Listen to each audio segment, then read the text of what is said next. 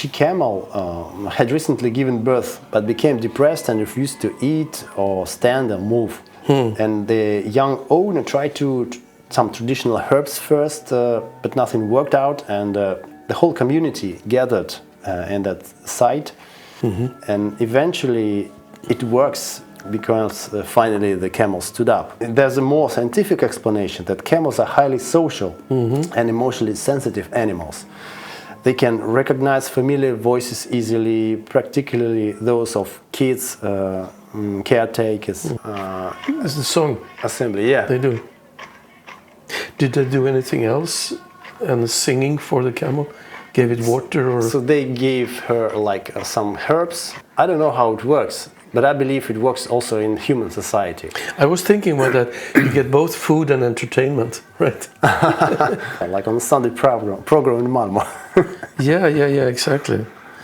Well, that's interesting. They're sentient beings. I mean, Srila Bhaktivinoda Thakur, he makes this taxonomy of, consciousness, like in immovable living beings like trees and plants, and there's barely any consciousness. And then you go up a little bit, and the reptiles and fishes and birds and insects, and then it's a little more.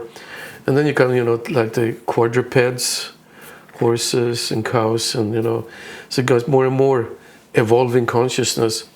And then you have human beings, which are like on the top of the crown jewel of the evolution ladder.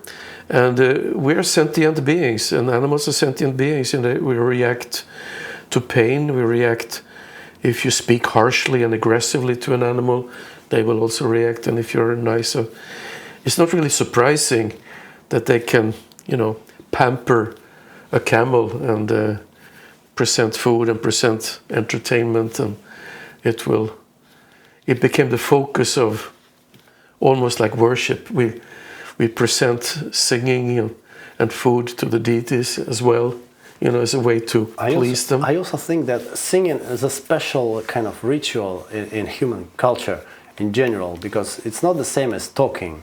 When people sing, it turns differently. There like some special aura about the place where it happens. Like when we congregate and sing Hare Krishna, it's different from lecturing. And these guys are just not explaining to the camel, please camel, we love you, blah blah blah. They sing, and they singing quite rhythmically. And there are descriptions of the spiritual world, that it's self-illuminating, that every sentence is a song, every step is a dance. Yeah, Bhagavad Gita actually. Yeah. Gita means song. Means song. So that's when we recite the Gita, we always have a melody for the different verses, like that, because Krishna was singing, the Bhagavan, the Lord was singing the Gita to Arjuna.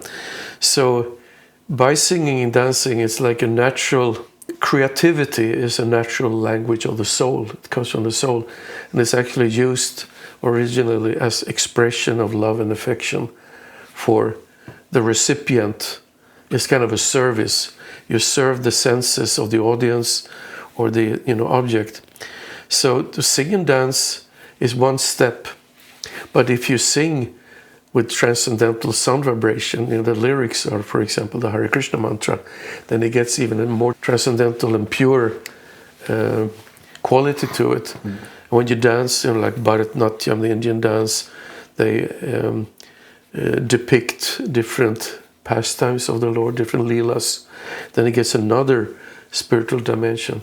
So one may say that the creativity coming from, dance and song is a little closer step to a spiritual dimension.